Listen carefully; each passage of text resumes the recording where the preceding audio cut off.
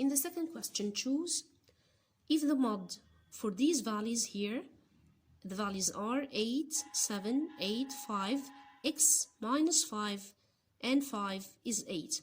So is 8 here refers to the mod. So the mod is 8. What was the mod anyway? It was the most repeated value. So what was the most repeated value here? It should be 8. As you can see, we have in the values 2 5s and we have 2 8s. Of course, this is one value, x minus 5 here.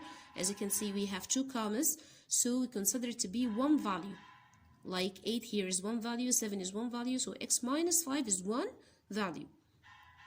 So what is repeated here again? 5 is repeated twice and 8 is repeated twice.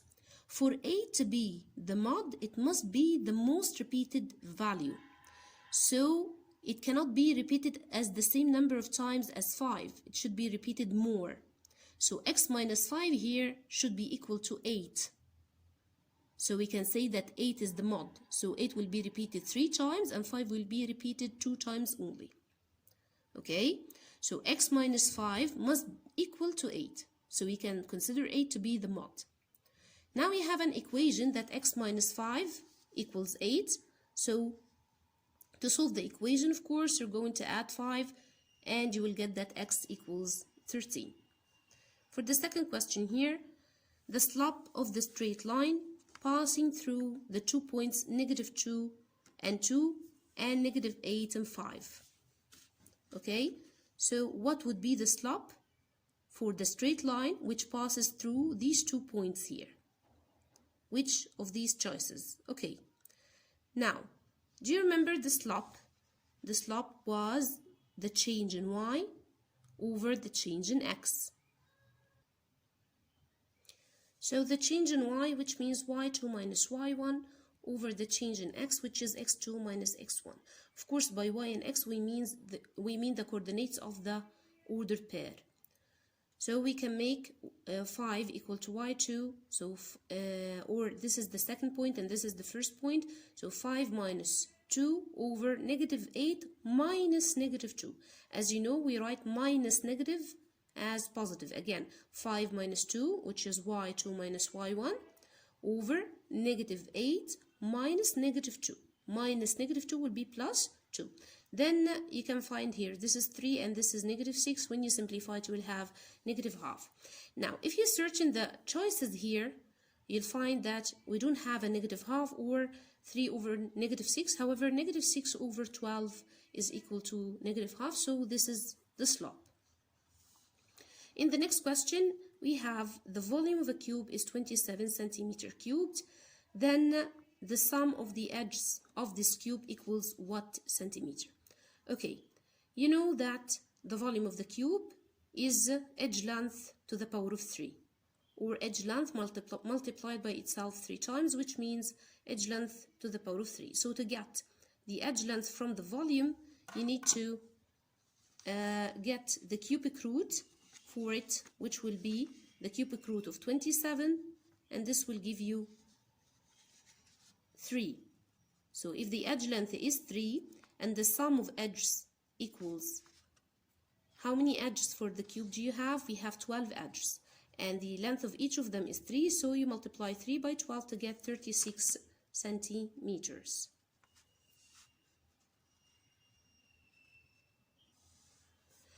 In the next question, we need to find the median for these values here. As you remember, the median is the value in the middle. So first you need to order them in ascending or descending order, doesn't matter. Okay, so if we order them ascendingly, you'll find that the value in the middle is 13, so the median will be 13. The next question here, he wants to know what's negative infinity open and 0 closed. What does it represent? Okay, so negative infinity till 0. If the 0 is opened here, we can say that all of these are the negative real numbers, but we already have the 0 with us. And 0, as you know, is neither positive nor negative. So actually, negative infinity open and 0 closed, this will be the set of non-positive real numbers. These are all of the numbers that are not positive. because we are talking about the negative and the 0 is included. Again, if the 0 here was opened, then we are talking about the negative real numbers. However, as we have closed the 0 here, it means we are taking the 0. So here we are talking about the set of non-positive real numbers, the numbers that are not positive in the real numbers, of course. In the third question, we need to find in the simplest form or to simplify this. As you have learned, and you can revise the videos for this lesson, we can factorize the 54 and factorize the 16. Or there was also another way to do it, that you can find the factors of 54, that one of them must have a cubic root, and the factors of 16, one of them must have a cubic root, and so on. So 54 is 27 multiplied by 2.